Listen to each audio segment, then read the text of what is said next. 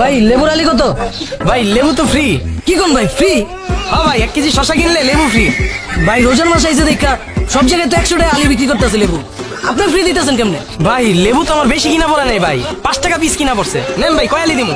আরে ভাই আপনার তো লেবু কিনাই পড়ছে 1 পিস 5 টাকা, আপনি আপনার নিজের লস করে আমার আবার ফ্রি দিতেছেন কেন? আরে ভাই অসুবিধা নাই, নেন তো কয় আলি দিমু লেবু?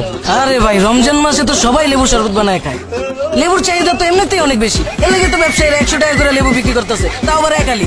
আর আপনার তো কেনাই পড়ছে 5 টাকা, আপনি আবার ফ্রিতে দিতেছেন, আপনার নিজের লস করে আপনার লাভটা কি হইতাছে এটাই তো বুঝতেছি না। ভাই আমি লসে বিক্রি করতেছি না, লাভই বিক্রি করতেছি।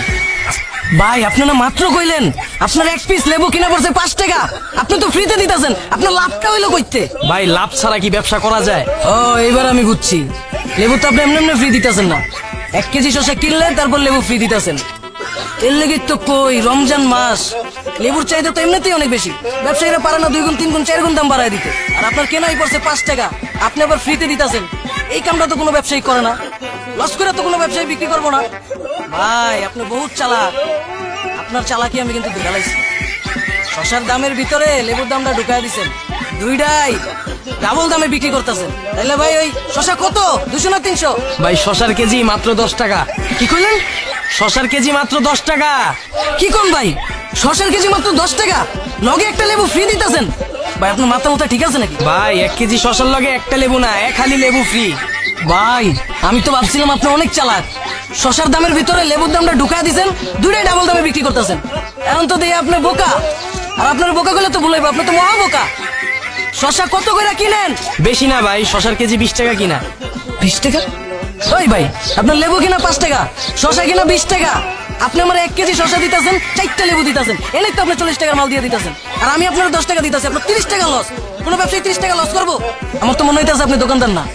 দোকানদার কই? আমার মনে হইতেছে কি আপনার দোকানদার বহায় দিয়ে গেছে, আপনি উল্টা পাল্টা দাম কইতাছেন।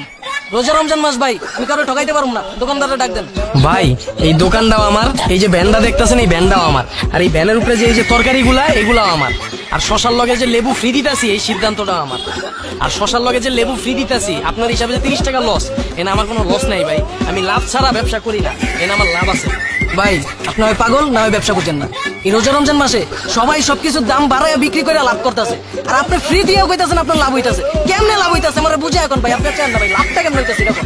ভাই এটা রমজান মাস, রমজান মাসে সব ব্যবসায়ীরাই তো লাভ করে, সব ব্যবসায়ীরা লাভ করতেছে এই দুনিয়ায়, আমি লাভ করতেছি ওই দুনিয়ায়।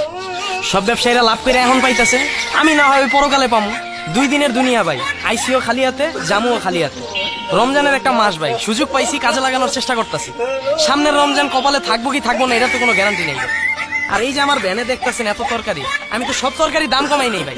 রোজার মাসে যেই 2টা আইটেম বেশি চলে, এই যে লেবু আর শসা, এই 2টা আইটেমের দাম কমাই দিছি, আর বাকি সব আইটেম সবাই যেই দামে বিক্রি করতেছে আমি ওই দামে বিক্রি করতেছি। সব তরকারি যদি বিক্রি করি আমার 500 টাকা লাভ থাকবে ভাই, আমার পরিবার লয়ে আজকের দিনটা খুব সুন্দর মতো যাই। আর ভাই এই ভ্যানের যত তরকারি দেখতেছেন সব যদি আজকে বেচতে পারি ভাই আমার 500 টাকা লাভ হইব, আজকের দিনটা আমি আমার পরিবার লয়ে সুন্দর মতো চলতে পারবো। সারাদিন রোজা রাইখা ভাই অনেক মানুষ আছে ইফতারি করতে পারে না ভাই, একটা লেবু দিয়া লেবু শরবত বানায় গলাটা ভিজায়, এই জায়গায় যদি দাম বাড়ায় দিবে এটা না ইনসাফি। লন ভাই শসা কতটুকু দিন? ভাই আপনি আসলে অনেক বড় মনের মানুষ ভাই, আপনার মতো একই চিন্তা যদি সব ব্যবসায়ীরা করতো তাহলে দেশটা অনেক দূর আগায় যেত ভাই। আরে ভাই বাদ দেন তো, শসা কতটুকু দিমু? দেন 1 কেজি দেন।